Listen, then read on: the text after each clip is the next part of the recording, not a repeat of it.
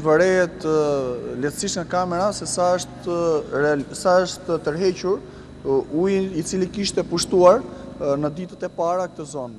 Në fakt mund të themi që për 4 ditë me radhë kemi realizuar në këtë vend transmetime live dhe në të 4 ditët ky segment ka qenë fare i pakalueshëm.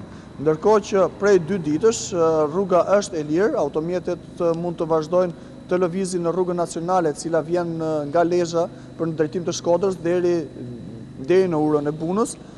Mirë po, aty është hapur një tjetër rrugë pranë vendit të njohur si Qafa e Kalas, e cila të shpije në brendësi të qytetit. Sipas banorëve, rruga është e kalueshme, niveli i ujit vazhdon të jetë ende shqetësues dhe për të vazhduar për në komunën e Dajçit apo për në Velipoj është e pamundur për të vijuar me mjete automobilistike. Për 4 ditë niveli i ujit ka qenë mbi gjysmë metri, ndërsa aty ku lexohet dhe harku Bërdic, niveli i ujit i kalon te 1,5 metër.